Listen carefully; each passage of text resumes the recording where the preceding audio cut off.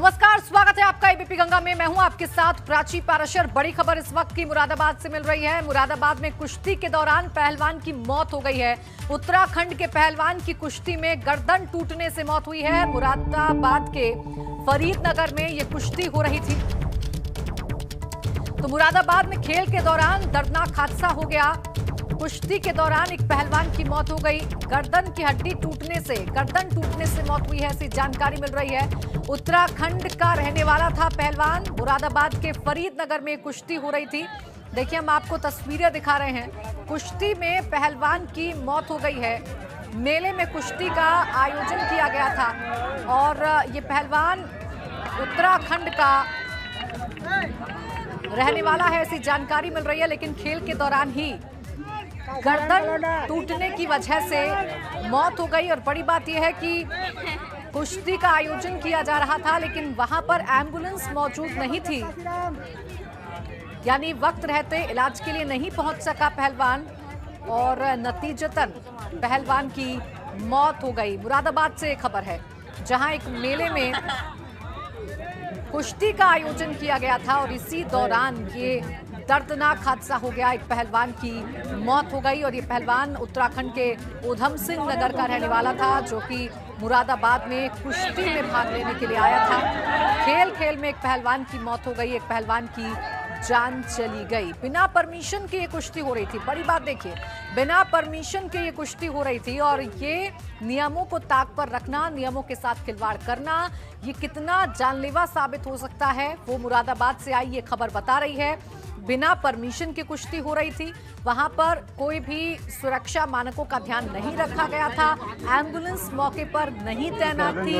नतीजतन जब एक पहलवान घायल हुआ, गर्दन टूटी, वक्त रहते अस्पताल नहीं पहुंच पाया और पहलवान की मौत हो गई। तो मौत की कुश्ती का ये वीडियो अब वायरल हो रहा है। तो कुश्ती में पहलवान की मौत हो गई। मेले में इस कुश्ती का आयोजन किया गया था। मिर्जापुर से अगली खबर। गांव में नाव पलटने से एक परिवार डूब गया। गंगा में डूबे 12 लोग, 6 लोगों को बचाया गया। नाव पलटने से डूबे 6 लोगों की तलाश में अभी टीम जुटी हुई है। विंध्याचल अखाड़ा घाट पर यह नाव डूबी थी।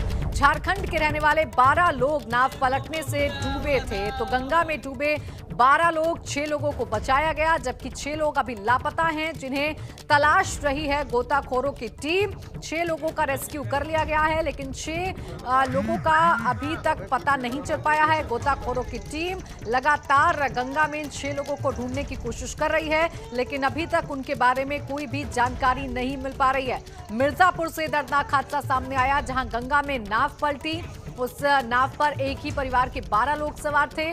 6 लोगों को तो वक्त रहते बाहर निकाल लिया गया गोताखोरों की मदद से, लेकिन 6 लोगों का अभी तक कुछ भी पता नहीं चल पाया है। गोताखोरों की टीम लगातार नाव के गंगा के अंदर परिवार के 6 सदस्यों को तलाशने की कोशिश कर रही है, लेकिन कोई भी सफलता अभी तक हाथ नहीं लगी है। अभी तक मिली जानकारी के मुताबिक, यानी गंगा में डूबे 6 लोगों की तलाश लगातार जारी है। 12 लोग इस नाव पर सवार थे, जिनमें से 6 को बचा लिया गया। उधर एटा के सकीट इलाके में भी हादसा हो गया। निर्माणाधीन मकान की नींव खुदाई के दौरान ये हादसा हुआ है। मिट्टी में दबे 3 मजदूर, एक की मौत हो गई। पुलिस ने रेस्क्यू कर 2 मजदूरों को बचा लिया है। तो एटा के सकीट इलाके में हादसा हुआ है, जहां निर्माणाधीन मकान की नींव खुदाई के दौरान मिट्टी जो है वो धसकी और इस मलबे में 3 मजदूर दब गए, जिसमें से एक मजदूर की मौत हो गई, जबकि 2 मजदूरों को पुलिस की मदद से बाहर निकाल लिया गया। तो पुलिस ने रेस्क्यू किया, 2 मजदूरों को बचा लिया गया, जबकि एक मजदूर की मौत हो गई। तो एटा के सकीट इलाके में दर्दनाक हादसा हुआ है, जहां निर्माणाधीन मकान के मलबे में 3 मजदूर दबे, जिनमें से एक की मौत हुई और 2 को बचा लिया गया। खबर सीतापुर से है, जहां महोली से भाजपा विधायक शशांक त्रिवेदी का वीडियो वायरल हो रहा है। पकरिया गांव में पहुंचे विधायक वीडियो में एसडीएम को जूते से पीटने की बात कर रहे हैं। सार्वजनिक जगह पर विधायक ने एसडीएम के लिए अपशब्दों की बात की और भ्रष्टाचार का आरोप लगाकर केस दर्ज करने की बात कही। दरअसल ये वीडियो 4 सितंबर का बताया जा रहा है। ग्राम सभा की जमीन पर अवैध कब्जा बताकर एसडीएम ने टीन शेड के कब्जे को गिरवाया था, जिससे नाराज होकर विधायक ने एसडीएम को फटकारा और फिर वहां पर निर्माण करा दिया। तो मैं यार जाए को मिस्त्री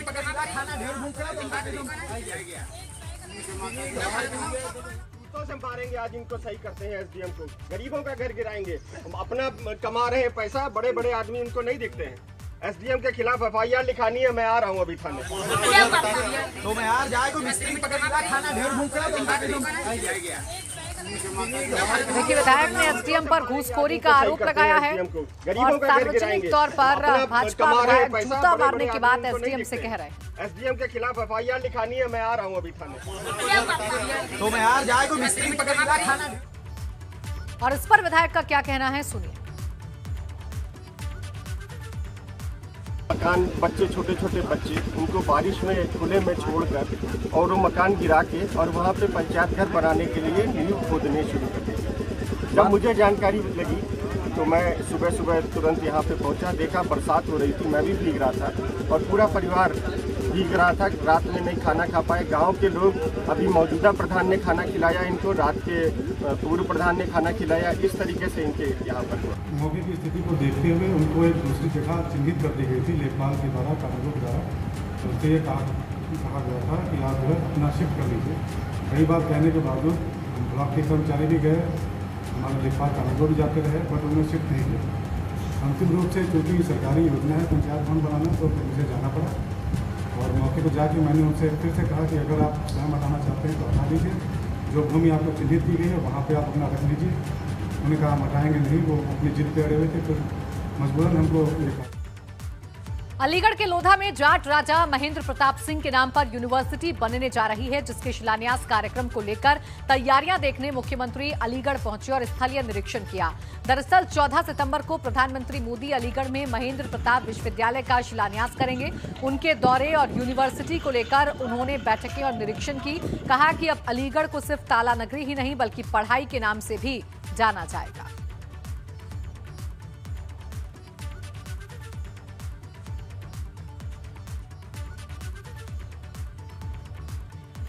देखिए, यूनिवर्सिटी का निर्माण अब होने जा रहा है और लंबे समय से इसकी मांग भी की जा रही थी। और अब हमारे साथ सीधे जुड़ गए हैं देहरादून से चरत प्रताप सिंह, जो राजा महेंद्र प्रताप सिंह के पोते हैं। आइए उनसे सीधा बात करते हैं। बहुत बहुत स्वागत है चरत प्रताप सिंह आपका एबीपी गंगा पर। सबसे पहले मैं आपसे जानना चाहूंगी कि इस वक्त आप कैसा महसूस कर रहे हैं, क्योंकि लंबे समय से बहुत सारी मांगे थी जो की जा रही थी, अब जाकर यूनिवर्सिटी बनने जा रही है राजा महेंद्र प्रताप सिंह के नाम से। जी नमस्कार। मुझे बहुत गर्व है कि मेरा ये मानना है कि देर आए दुरुस्त आए, लेकिन भारत सरकार ने ये बहुत ऐतिहासिक फैसला लिया है। राजा महेंद्र प्रताप जी जो मेरे परदादा हैं, उन्होंने देश के लिए, समाज के लिए और एजुकेशन, स्पेशली एजुकेशन, शिक्षा के लिए बहुत कार्य करे हैं जी। और आज उनको 14 सितंबर में उनके नाम पे एक विश्वविद्यालय बन रहा है, इसलिए मुझे और मेरे परिवार को बहुत गर्व महसूस हो रहा है। बिल्कुल, देखिए बहुत गर्व महसूस हो रहा है। आप किस तरीके से इस पूरे घटनाक्रम को देख रहे हैं, क्योंकि देखिए मांग तो ये की जा रही थी कि अलीगढ़ मुस्लिम यूनिवर्सिटी का जो नाम है उसे बदला जाए और राजा महेंद्र प्रताप सिंह के नाम पर अलीगढ़ मुस्लिम यूनिवर्सिटी का नाम रखा जाए, जो संभव नहीं हो सका और सरकार ने दूसरा रास्ता निकाला। इसे आप किस तरीके से देखेंगे? देखिए, मैं अपनी पर्सनल ओपिनियन दे सकता हूँ कि एक अलीगढ़ मुस्लिम यूनिवर्सिटी है, राइट, और वो अगर अपने नाम पे चल रही है तो ये ठीक नहीं होगा उसका नाम बदला जाए। और हमारे दादाजी, क्योंकि वहाँ पे उन्होंने अपनी शिक्षा प्राप्त करी है, और उनके नाम पे रखा जाए। अलीगढ़ मुस्लिम यूनिवर्सिटी को जो उनको सम्मान देना देना चाहिए, ये उनका अपना निर्णय है। मेरी अपनी मतलब ओपिनियन है कि हाँ, उनको ज़रूर मानना चाहिए था। दादाजी एक प्रसिद्ध वहाँ के एक स्टूडेंट रहे हैं, और उससे ज़्यादा अब जो हो रहा है, जो घटना चल रही है कि माननीय योगी जी ने, मुख्यमंत्री जो उत्तर प्रदेश के हैं, उन्होंने ये फैसला लिया है कि अलीगढ़ में विश्वविद्यालय उनके नाम पे रखा जाएगा। तो इस डिसीजन को हम स्वागत करते हैं। बिल्कुल, इस डिसीजन का स्वागत करते हैं। देखिए, लंबे वक्त से मांग की जा रही थी और बहुत देर हुई, लेकिन उसके बाद यूनिवर्सिटी का निर्माण अब होने जा रहा है। और देखिए, खुद प्रधानमंत्री शिलान्यास करेंगे। कितना महत्वपूर्ण ये प्रोजेक्ट है, इस बात से अंदाजा लगाया जा सकता है। तो इन सब को लेकर आप क्या सोचते हैं, इस देरी को लेकर आप क्या कहेंगे? देखिए, देरी ज़रूर हुई है। दादा राजा महेंद्र प्रताप जी ने हमारी जो स्वतंत्रता संघर्ष था 1915 में भारत की पहली सरकार अफ़गानिस्तान में बनाई थी। और कितने सारे स्वतंत्रता सेनी हैं, जैसे महात्मा गांधी जी हैं, सुभाष चंद्र बोस जी हैं, भगत जी सिंह जी हैं, अन्य कितने हैं इस लिस्ट में। लेकिन कहीं ना कहीं मुझे हर समय आश्चर्य होता था कि राजा महेंद्र प्रताप का, जिन्होंने स्वतंत्रता जो संघर्ष था 1915 में शुरू करा था, जिसको सुभाष चंद्र बोस जी ने आगे अपने मतलब 42 में आगे ले गए थे, और वो इसी संस्था के संस्थापक थे और उनका नाम नहीं आता था। आज उनका अगर नाम आ रहा है, दोबारा आ रहा है, उनके नाम पे विश्वविद्यालय बन रहा है, तो ये ठीक है, अगर देर भी हुई है, लेकिन आई थिंक कहीं ना कहीं उनके एफर्ट्स का ये इंसाफ उनको मिल रहा है। बिल्कुल इंसाफ मिल रहा है। जैसा कि चरण प्रताप सिंह जी, आपने शुरुआत में ही कहा कि एजुकेशन के लिए भी राजा महेंद्र प्रताप सिंह ने बहुत काम किया था और अब यूनिवर्सिटी उनके नाम पर बनना, क्या लगता है आपको, क्या एजुकेशन में दिए गए उनके योगदान को इससे याद रखा जाएगा? और अलीगढ़ के लिहाज से आप कितना महत्वपूर्ण समझ रहे हैं एक और यूनिवर्सिटी का निर्माण होना?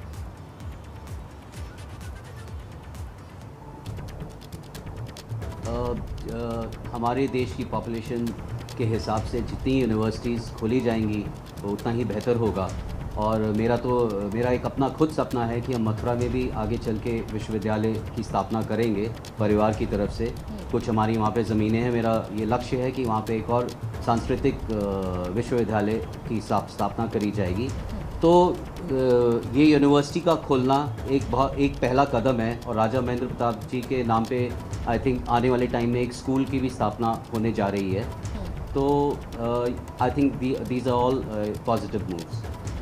अच्छा, शिलान्यास कार्यक्रम होना है 14 सितंबर को। प्रधानमंत्री नरेंद्र मोदी खुद इस शिलान्यास कार्यक्रम में शिरकत करेंगे और उनके हाथों से ही शिलान्यास होना है। इस कार्यक्रम के बारे में आपके पास कोई जानकारी, क्या आप भी अलीगढ़ जाएंगे?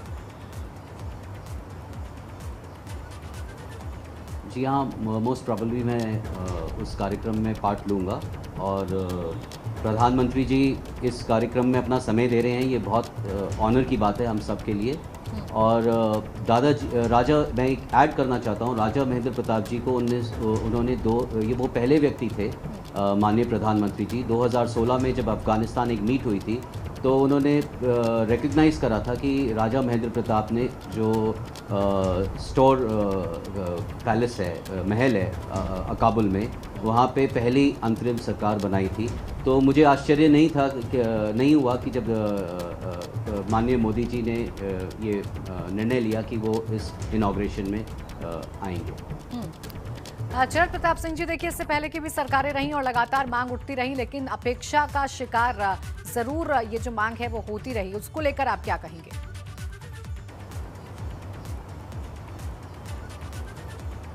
देखिए, पहले जो हुआ और क्या हुआ कि पिछली सरकारों ने क्या किया, लेकिन मैं इतना ज़रूर कहूँगा कि कुछ हमारे एफ़र्ट और कुछ सरकार के एफ़र्ट ने मिलजुल के दादाजी की जो लेगेसी है और दादाजी का जो एक नाम है, उसमें सरकार की तरफ से भी एफ़र्ट हुए हैं। और आज काफ़ी सारे लोग, देश के लोग 14 तारीख को जानेंगे कि हाँ, हमारे यहाँ राजा महेंद्र प्रताप जी एक थे जिन्होंने देश के लिए स्वतंत्रता मतलब संघर्ष किया था और एक प्रमुख भूमिका उसने निभाई। बिल्कुल। और अब यूनिवर्सिटी का जो निर्माण है वो होने जा रहा है। शुक्रिया आपका हमारे साथ जुड़ने के लिए, हमसे बातचीत करने के लिए, बताने के लिए कि इस वक्त आप कैसा महसूस कर रहे हैं। ब्रेक के बाद स्वागत है आपका। आगरा में ड्रग माफियाओं पर बड़ी कार्रवाई हुई है। ड्रग माफियाओं की 6 करोड़ से ज्यादा की संपत्ति सीज हो गई है। 5 ड्रग माफियाओं की संपत्ति को सीज किया गया है। ड्रग माफियाओं की 6 गाड़ियों को भी सीज किया गया। ड्रग माफियाओं पर कमला नगर पुलिस ने कार्रवाई की है। बड़ी खबर आगरा से, जहां ड्रग माफियाओं पर बड़ी कार्रवाई देखने को मिली है। ड्रग माफियाओं की 6 करोड़ से ज्यादा की संपत्ति को सीज कर लिया गया है। बड़ी खबर इस वक्त आगरा से। 5 ड्रग माफियाओं की संपत्ति को सीज किया गया है, ऐसी जानकारी मिल रही है। बड़ी कार्रवाई आगरा में की गई है। ड्रग माफियाओं की 6 गाड़ियों को भी सीज किया गया है। और अब खबर लखनऊ से है, जहां अमीनाबाद के शौचालय संचालक की दबंगई सामने आई है। यहां शौचालय का इस्तेमाल करने से नाराज संचालक ने युवक की पिटाई कर डाली और डंडे से पीट कर उसे लहूलुहान कर दिया। ये घटना मौलवीगंज पुलिस चौकी के पास की है। इतने हंगामे के बाद भी पुलिस मौके पर नहीं पहुंची। वीडियो वायरल होने के बाद पुलिस अब हरकत में आई है। बड़ा क्या हुआ है तुमको?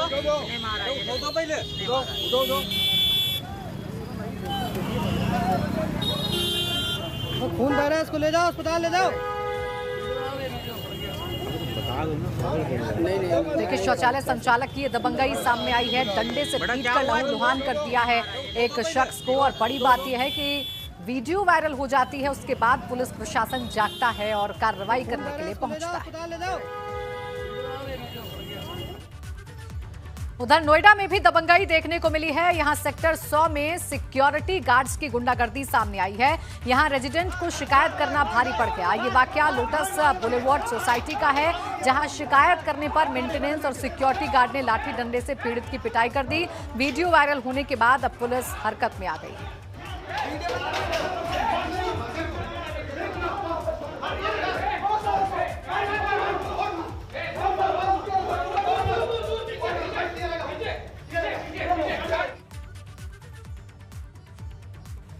थाना क्षेत्र के एक सोसाइटी की सूचना मिली कि वहाँ पे कुछ गार्ड्स ने, जो सिक्योरिटी गार्ड्स होते हैं, उन लोगों ने वहाँ के एक रेसिडेंट्स के साथ मारपीट की है। तत्काल वहाँ पे हमारे जो लोकल चौकी इंचार्ज SHO गए मौके पर। उन लोगों ने वहाँ से लोगों से पूछताछ की और बाद में वहाँ से एक फुटेज भी प्राप्त हुआ है, जिसमें बहुत क्लियर दिख रहा है कि वहाँ के गार्ड्स ने वहाँ के एक रेसिडेंट के साथ बहुत ज़बरदस्त तरीके से मारपीट की है। हम लोगों ने उनसे तहरीर ले ली है और जो भी तहरीर का कंटेंट है उसके हिसाब से हम लोग इसमें मुकदमा पंजीकृत कर लिया। कौशाम्बी में जमीन विवाद को लेकर खूनी संघर्ष का मामला फिर सामने आया है। चरवा थाना इलाके के पिपरी गांव में मकान निर्माण के दौरान दो पक्ष के बीच जमकर ईंट पत्थर और लाठी डंडे चले। मारपीट में दोनों पक्ष के लगभग दर्जन भर लोग घायल हो गए। सूचना के बाद मौके पर पहुंची पुलिस ने घायलों को इलाज के लिए अस्पताल में भर्ती कराया। मारपीट का वीडियो सोशल मीडिया पर वायरल।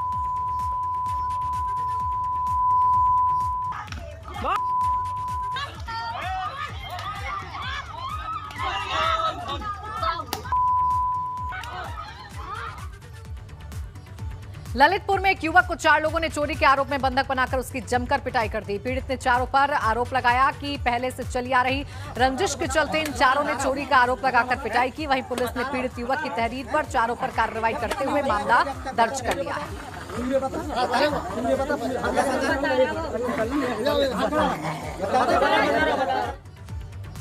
अमरोहा में वैक्सीनेशन को लेकर दो गुट आपस में भिड़ गए। वैक्सीन लगवाने के लिए दो पक्षों में विवाद हुआ। वैक्सीन को लेकर दोनों पक्षों के बीच मारपीट हो गई। अमरोहा देहात के लालू नगला गांव का मामला। मारपीट का लाइव वीडियो सोशल मीडिया पर वायरल हो रहा है।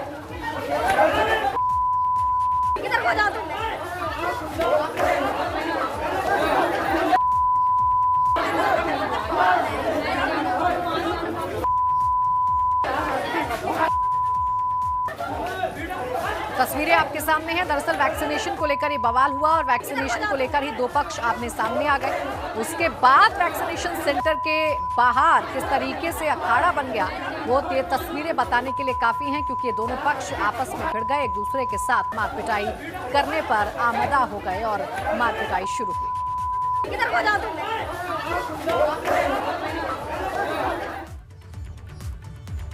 खबर प्रतापगढ़ से है, जहां पुलिस ने 1 लाख के इनामी हिस्ट्री शीटर शराब माफिया को पकड़ा है। बता दें कि पुलिस ने कुछ दिन पहले अवैध शराब फैक्ट्री का भंडाफोड़ किया था, जहां से 12 करोड़ का जमीन में दबा केमिकल और शराब बरामद की गई थी।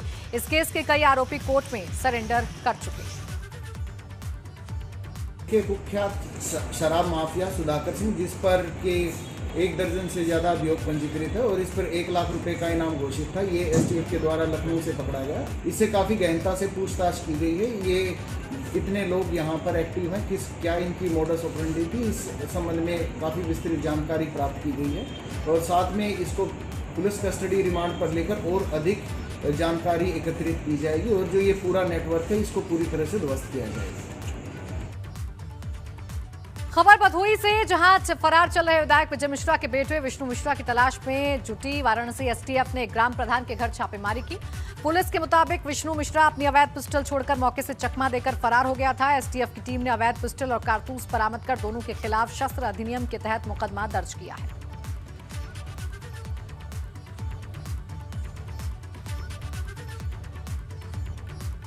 और यूपी में इन दिनों बुखार का प्रकोप जारी है। डेंगू और वायरल बुखार से शहर शहर हालात एक जैसे हैं।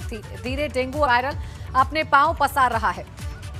5 तस्वीरों में आप देख सकते हैं कि कैसे ये बुखार खतरनाक रूप लेता जा रहा है। वाराणसी, नोएडा, महोबा, फिरोजाबाद, प्रयागराज, हर जगह लगभग एक जैसे हालात हैं। अस्पताल में पूरी तरीके से बेड भर चुके हैं। खचाखच भरे हुए अस्पताल नजर आ रहे हैं। लोग परेशान हैं क्योंकि कोरोना के डर के साथ साथ अब ये वायरल डेंगू, मलेरिया भी लोगों को सता रहा है और लोगों को अपने चपेट में ले रहा है। फिरोजाबाद में वायरल बुखार का कहर लगातार जारी है। गांव गोकुल के नगला और मुस्तफाबाद में 5 बच्चों को वायरल फीवर हुआ, जिसकी वजह से उनकी मौत हो गई। नगला में 100 से ज्यादा बच्चे बीमार हैं, जिन्हें अलग अलग हॉस्पिटल में भर्ती करवाया गया है। वहीं स्वास्थ्य विभाग की टीम नदारद जरूर नजर आ रही है। गांव के लोगों का कहना है कि गांव में जलभराव और कीचड़ की हमेशा समस्या रहती है, जिसके कारण वायरल बीमारियां फैलने का डर लगातार बना रहता है।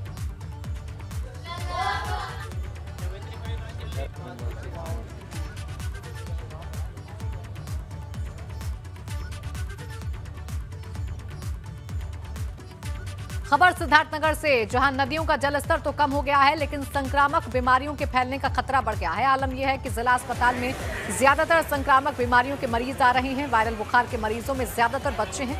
हालात ये हैं कि जिला अस्पताल में पीडियाट्रिक वार्ड मरीजों से भरा है। इसी महीने में अब तक 67 मरीज आए हैं, जिनमें 10 को रेफर कर दिया गया है और 2 बच्चों की मौत भी हो चुकी है। दिसंबर माह में लगभग पर डे लगभग 15 से 20 मरीज इमरजेंसी में डेली आ रहे हैं। इसमें से ज़्यादातर वायरल फीवर और high grade fever, anaemia, seizure, pneumonia और सांस लेने की तकलीफ से आ रहे हैं। क्या स्थिति है अभी? कितने मरीज आपके यहाँ पीसीओ में कितने एडमिट हुए? इस टाइम तो अभी हम आज मॉर्निंग तक में लगभग 18 मरीज भर्ती थे। लगभग रोज 15 से 20 मरीज? हाँ, 15 से 20 मरीज लगभग रोज आ रहा है। बीते एक सप्ताह की बात करें तो कितनी संख्या होगी? विगत एक सप्ताह में लगभग 68 मरीज भर्ती हो चुके हैं। कानपुर को अब स्मार्ट बनाया जा रहा है और इसी सिलसिले में यहां पहली स्मार्ट पार्किंग की शुरुआत हो गई है। मोती झील में बनी स्मार्ट पार्किंग में प्री बुकिंग से वाहनों को पार्क किया जा रहा है।